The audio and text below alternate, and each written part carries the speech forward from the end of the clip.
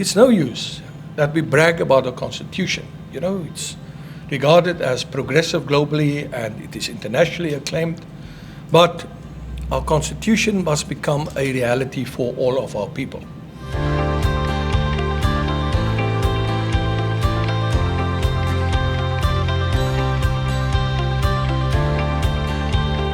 Education is a primary concern for South Africans and for many the only hope of improving their lives. Yet, the Basic Education Laws Amendment Bill endangers constitutional rights by centralizing control over education with the government and disempowering school governing bodies. Now, as many of you who are parents will know, school governing bodies are made up of parents in that school. The majority of members on SGBs are parents. So basically what this bill wishes to do is take away power from the parents to decide which policies are in the best interest of their children in that school and how to run that school and centralize it with the government.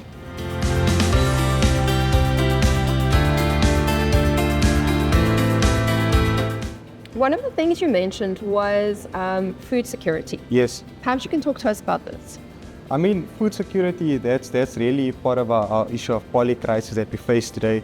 So just touching on the macro and micro again, your macro and micro, basically your macro factors such as the Israel-Palestine conflict as well as your Russia-Ukraine war, there's drastically increased the prices of your wheat products, your bread, as well as your cooking oil. I mean, these form part of the staple diets of your poor, working class and middle class, basically people from all walks of life. The only issue is your poor to your working class cannot maybe adapt as fast as your higher income groups, but also your micro challenges, so load shedding, obviously that has direct consequences on the production and output of farming, which means that there's less food from the farm onto your table.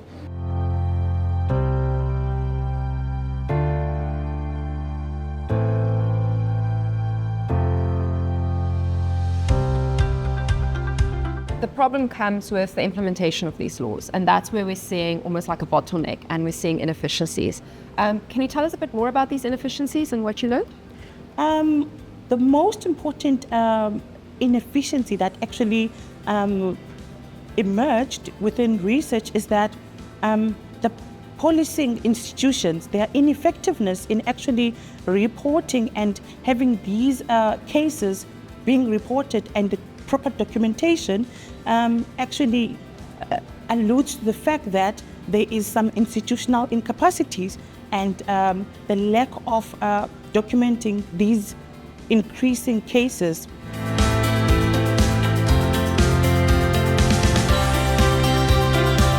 Ismail, one of the concerns you raised in your presentation was the Employment Equity Act Amendment Bill and proposed regulations that have been tabled to be made in terms of this bill that would set forth specific targets for industries and so forth. And in your view, this law would aggravate racial discrimination, it would aggravate racial disparities in the workplace. Rather than solve equality or further equality, it would promote inequality, right? How could we actually further achieve equality based in the workplace? Right. Well, thank you, Daniela. Now, the Employment Equity Amendment Act of 2023 and the regulations made in terms of it risks perpetuating racial inequalities in South Africa by unfairly discriminating against South Africans. Now, critics of the Employment Equity Act argue that while this bill has some noble intentions, it perpetuates racial inequalities and thus impedes social cohesion and economic growth.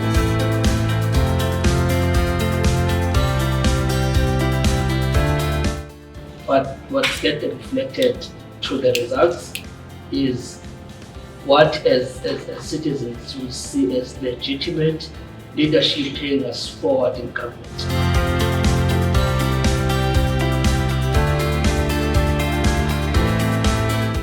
Young people need to get involved, and then I think we've got to be relevant out there and participate in fora like this.